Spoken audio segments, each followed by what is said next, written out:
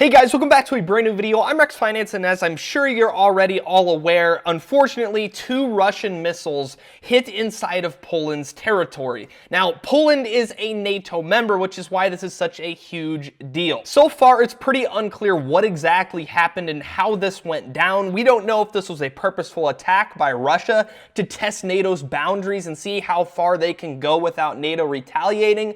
We don't know if this just was entirely a mistake, and this could even have been a Ukrainian missile that landed inside of Poland's territory. So as I'm recording this video, just a side note, lots of stuff out there is still unknown. On the screen now are 2 images, one of the missile itself and the other a picture of the crater that this missile created when it struck ground inside of Polish territory. Now, unfortunately, this did cause 2 casualties, and this missile hit a grain dryer. On the screen now, you can see how the stock market reacted to this news when it came out. All of the indices were having tremendous days as we got more confirmation that inflation might be behind us when we got lower than expected producer price index data, PPI data. But you can see at about 1:15 my time, so 2:15 p.m. Eastern time, that's when this news came out, and we lost about 1% of the gains in 30 minutes. This news had the same impact on the NASDAQ and the Dow Jones Industrial Average. You can see based on the stock charts that basically they mimicked each other today, and for good reason. However, you can see that the stock market has already recovered lots of the gains it lost when this news came out, and I'll get into discussing why that is, but to be exact, the S&P 500 has already recovered about 0.83%, the NASDAQ has already recovered over 1%, and the Dow Jones Industrial Average has already recovered about 0.6%. The reason that these losses originally happened is because Poland is a NATO member, and if Russia is attacking Poland, it is attacking all of NATO, and if Article 5 is invoked by Poland, we have NATO against Russia and likely World War III. Article 5 can be invoked by any individual member of NATO, and it basically means that if one member of NATO is attacked, it is an attack on all of NATO, and all of NATO will use whatever resources they have available to retaliate and fight back against whoever the attacker is. To put it even more simply, think of it as a collective defense, where an attack on one is an attack on all. You don't have to be a genius to see why the stock market responded negatively to that. But to add even more fear into the situation, it came out that the most important people in Poland,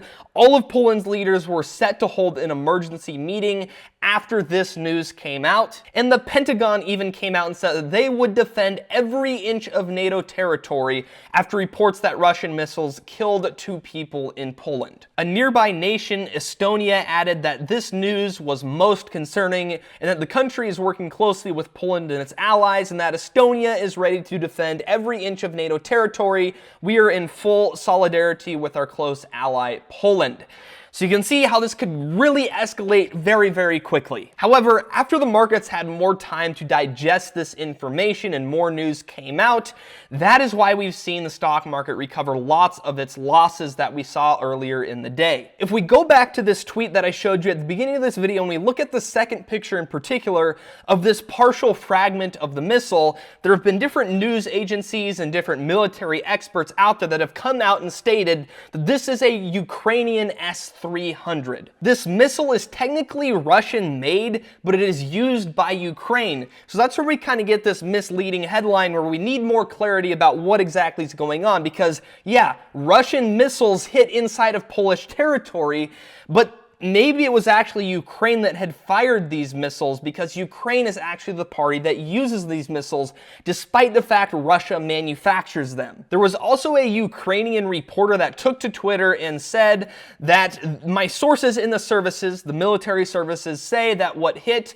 I don't know how to say that, is most likely the remains of a rocket shot down by the armed forces of Ukraine. So even if it was actually the Russians that fired off this missile, it looks like it's actually the Ukrainians' fault as to why this missile fell into Polish territory. Now, I do have to say that this is still a developing story. We don't know all of the answers. We're just trying to piece together different bits and pieces and try and solve this big puzzle. Undoubtedly, there's going to be more information that comes out after I post this video. Some of the information I provided in this video might end up being false or ruled out. It's all on the table. But if you want my opinion as to what I believe is most likely to happen in this situation, I see it as very unlikely that NATO is going to join this fight against Russia. I think they're trying to distance themselves, and I think it'd be smart if they do. Nobody wants another world war. Unfortunately, it might end up happening if Russia pushes too many buttons, no pun intended. But I'm guessing all that will come of this situation is more sanctions on Russia, some important meetings and press conferences by important members of NATO across the world, maybe even a public address by President Biden to try and slow down this onslaught of fear that has been caused by this news. But other than those things, and NATO officially being on high alert and ready to make a move if Russia pushes further, I really don't think much is going to come of this situation, and apparently the stock market doesn't either. Now, if the situation escalates, I will revisit this video and we will talk more about the costs of war, how the stock market performs during different war periods, how the US would try and finance this war when inflation is already super high, all of those things. So if that interests you, make sure you subscribe down below and turn on notifications so you don't miss that video if, unfortunately, I have to come out and make that video. But with that, I'm going to pray that peace is made and instilled in these regions of the world. I am tired of our world fighting each other, and I pray that it will end soon. With that, I hope you guys have a great rest of your day. Stay blessed, keep 10 toes to the ground and your chin up. I'll be back with a brand new video later this week. Peace out.